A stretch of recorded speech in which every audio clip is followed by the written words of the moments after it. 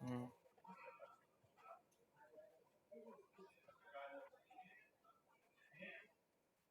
तो या श्वेता, कहीं फुल स्टॉप है कि नहीं? तुम पढ़ती चली जाओगी तो हम समझाएंगे क्या? फिर से पढ़ो। चलो अच्छा, फिर से पढ़ो इसको शुरुआत से, धीमे धीमे थोड़ा।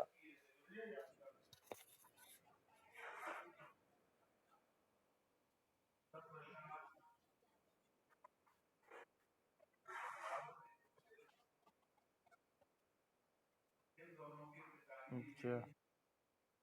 हाँ, फुल स्ट्रक्चर। ठीक है।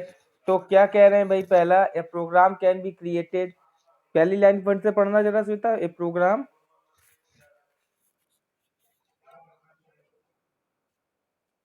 हाँ देखो, प्रोग्राम, कोई भी प्रोग्राम, जैसे मैंने समझाया भी था क्लास, प्रोग्राम कोई भी होगा, एक तो क्लियर स्ट्रक्चर के साथ होना चाहिए, विथ क्लियर अपीयरेंस होना चाहिए, डिजाइन और उसके क्लियर कॉन्सेप्ट होने चाहिए।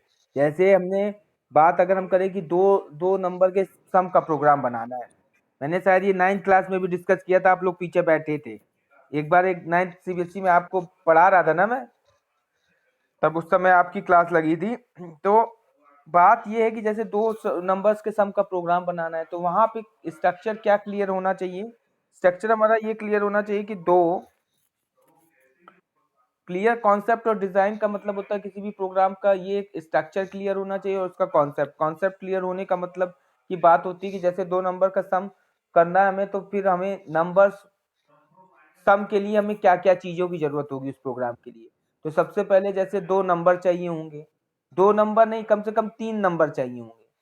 दो नंबर तो सम करेंगे और तीसरे वेरिएबल में तीन वेरिएबल चाहिए होंगे, जिसमें दो वेरिएबल्स तो सम के लिए यूज होंगे और एक वेरिएबल में उस सम को स्टोर किया जाएगा। ठीक है, कहने का मतलब ये है, तो कोई भी प्रोग्राम एक क्लियर कॉन्सेप्ट और डिजाइन स्ट्रक्चर के साथ काम करते हैं। ठीक है, तीसरे को हम स्टोर करेंगे उसमें वेरिएबल दोनों के सम वैल्यू को, और उसको उसको ही प्रिंट करा लेंगे। ठीक है, आगे पढ़ो, क्या लिखा है, समझ में आया इतनी बात? हम्म। हम्म। हाँ, उसी के आगे पढ़ना क्लियर।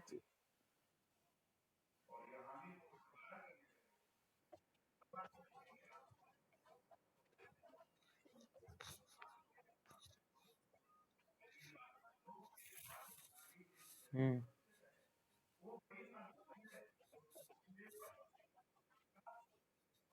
ठीक है।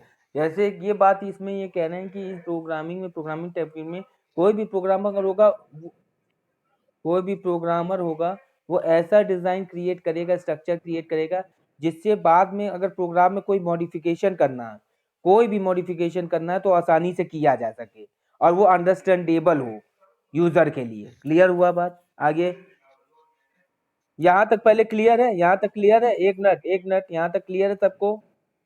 आरुषि, अस्मिता, यूसुफ।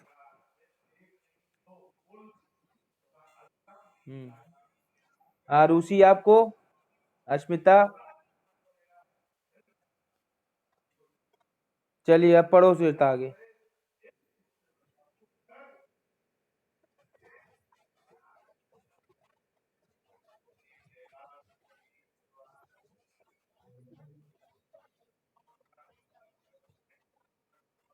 जी। हम्म। ठीक है। देखिए, इसमें ये कह रहे हैं कि जैसे कोई भी प्रोग्राम हम क्रिएट कर रहे हैं, तो किसी भी प्रोग्राम को बनाने के लिए उसका एक लॉजिकल डिजाइन होना चाहिए।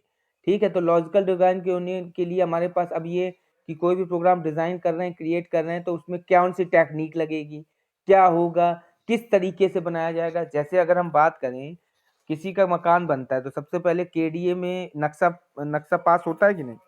ये चीजें पता है कि नहीं आप लोगों को? हेलो। जैसे कोई भी मकान, कोई भी बिल्डिंग, कोई भी बड़ा अपार्टमेंट बन रहा है, तो उसके लिए पहले सिविल इंजीनियर क्या करेगा? उसका एक नक्शा बनाएगा। नक्शा बनाएगा, नक्शा पास हो जाएगा, जब क्लियर हो जाएगा, तब उसके अकॉर्डिंग खुदाई उदाई और तब नींव पड़ती है, फिर मकान बनता है कि नहीं बनता है? फिर जहाँ पे बाथरूम होना चाहिए वहीं पे बाथरूम होगा, जहाँ पे ड्राइंग रूम होना चाहिए, जहाँ पे बेडरूम होना चाहिए, उसी तरीके से होता है कि नहीं होता है? तो वही चीज वो इसमें भी कर रहे हैं कि जब हम कोई प्रोग्राम लॉजिकली डिजाइन करेंगे तो उसके लिए किन स्टेप्स का हम फॉलो करेंगे। पहला क्या था, स्ट्रक्चर्ड प्रोग्रामिंग। तो पहला स्ट्रक्चर्ड प्रोग्रामिंग को यूज करेंगे। दूसरा, दूसरा क्या है, मॉड्यूलर प्रोग्रामिंग। मॉड्यूलर का मतलब हाँ, मॉड्यूलर प्रोग्रामिंग का मतलब होता है कि यहाँ पर प्रोग्राम्स को मॉड्यूल के रूप में तोड़ लेंगे। एक मॉड्यूल बना लेंगे अलग, दो मॉड्यूल, मतलब कोई प्रोग्राम है उसको 3 to 4 मॉड्यूल में डिवाइड करके फिर उसको रन कराएंगे, फिर उसको यूज करना इस तरीके से, तो उसको कहते हैं मॉड्यूलर प्रोग्रामिंग। वहां पर डिवाइडेशन करना कि पहले सेगमेंट कौन सा हम रन कराएंगे, सेकंड सेगमेंट कौन सा रन कराएंगे, थर्ड सेगमेंट कौन सा रन कराएंगे। तीसरा अप्रोच क्या थी, तीसरी पढ़ो।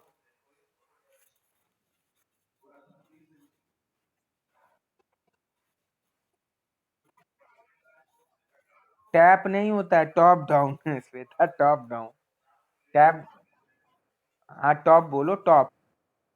हाँ, टॉप डाउन अप्रोच क्या होता है, देखिए सी प्रोग्रामिंग। टैग, टैग बोल रही। हाँ टॉप ना, TOP, टॉप वाला टॉप ना। हाँ वही चीज हम भी, हमें हमें सुनाई दे रहा है जैसे कि तुम टैप बोल रही हो, टैप माने नल, टैप डाउन, तो वही हमने बोला। वो बीच बीच में वो नेटवर्क की प्रॉब्लम आ जाती है ना। ये फालतू का बंद कर दिया, अभी क्लास क्लास में होते आराम से सारी चीजें डिस्कस कर देते। चलिए, कोई बात नहीं, यहाँ पे भी धीमे धीमे हो जाएगा डिस्कस। आज बुक नहीं है, नहीं तो अभी हम खुद ही जल्दी जल्दी नेक्स्ट क्लास में तुमको बुक रहेगी तो जल्दी जल्दी हम ही क्लियर करते चलेंगे सारी चीजें। ठीक है, तो यहाँ पे टॉप डाउन अप्रोच का क्या मतलब होता है, दो तरीके से होती है। एक टॉप डाउन अप्रोच होती है, एक बॉटम अप अप्रोच होती है। तो जो सी लैंग्वेज होती है, सी लैंग्वेज हमारी टॉप डाउन अप्रोच होती है, मतलब ऊपर से स्टार्ट करेंगे और नीचे की तरफ चलेंगे। ठीक है। और सी प्लस प्लस होती है, वो बॉटम अप अप्रोच होती है। बॉटम अप का मतलब पहले हम क्लास डिफाइन करेंगे, सी प्लस प्लस में ये चीज आगे चल के आप लोग पढ़ोगे, मैं अभी ऐसे ही बता रहा हूँ मॉडल। हम नहीं अभी वहाँ ब्लैक बोर्ड तो इसमें शेयर करेंगे, बना नहीं पाएंगे पूरा प्रोग्राम, वरना स्कूल में होते तो हम क्लियर करते। बॉटम अप अप्रोच का मतलब होता है कि पहले हमने क्लास डिफाइन की, उसके बाद मेन ऑब्जेक्ट क्रिएट करके नीचे से वहां ऑब्जेक्ट क्रिएट कर देंगे, वहां से वो फंक्शन को कॉल करता है और फिर प्रोग्राम रन होता है। इसको कहते हैं बॉटम अप अप्रोच, मतलब नीचे जाके हम डिफाइन कर रहे हैं main function.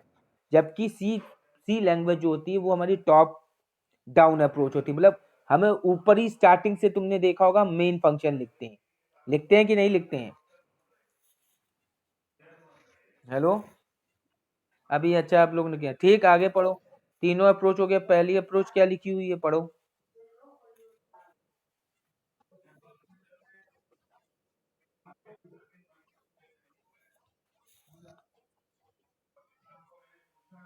Number of benefits to इस यूज है।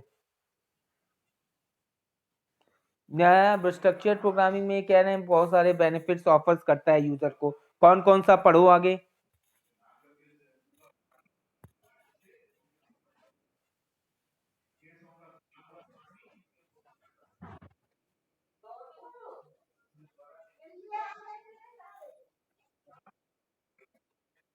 हम्म। अच्छा, एक मिनट रुकना बेटा, एक मिनट जरा होल्ड करना।